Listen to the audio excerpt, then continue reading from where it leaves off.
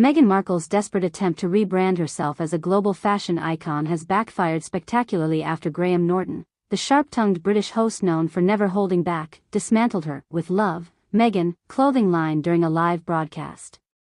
What Meghan had hoped would be her triumphant moment of fashion credibility instead turned into a full-blown public embarrassment, with Norton ridiculing the designs, the execution, and even Meghan's audacity to position herself as a trendsetter.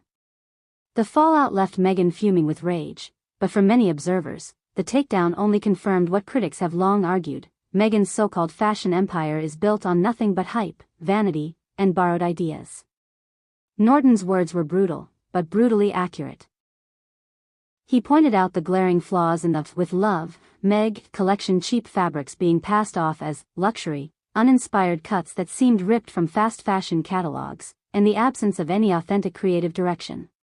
In his signature cutting style, Norton noted that the line looked more like a rushed Instagram boutique than a credible fashion house.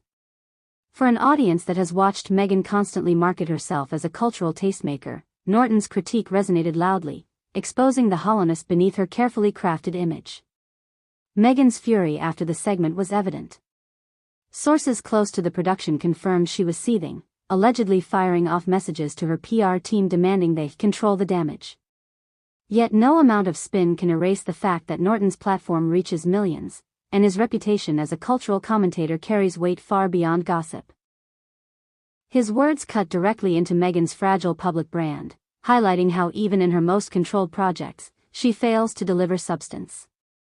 What makes this humiliation worse for Meghan is that she had bet heavily on "With Love, Meg" being her golden ticket back into relevance.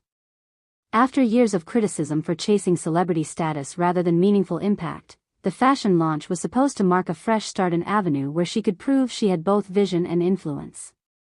Instead, it has exposed her once again as an opportunist relying on manufactured buzz. Norton simply said what many in the industry already whisper: Meghan's ventures are all style. Observers also pointed out that Meghan's reactions to criticism always follow the same pattern: rage, victimhood, and blame shifting. Rather than acknowledging the legitimate flaws in her work, she is expected to paint herself as unfairly targeted, spinning the narrative into one of media bullying.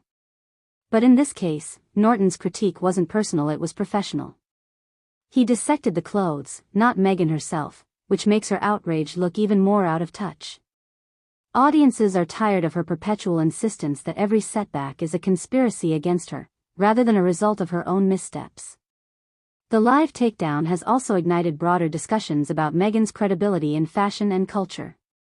When genuine designers spend years honing their craft, building brands from authenticity and artistry, Meghan's shortcut attempt slapping her name onto a weak line feels insulting to the industry. Norton's blunt words validated what professionals have been reluctant to say publicly.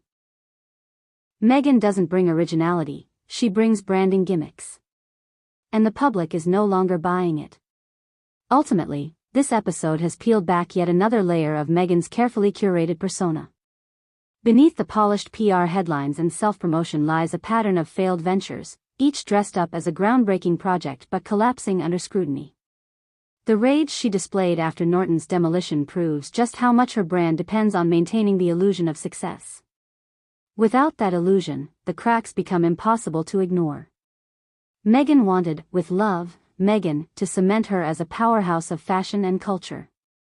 Instead, Graham Norton's live destruction of her line has cemented something else entirely: that Meghan Markle remains her own worst enemy.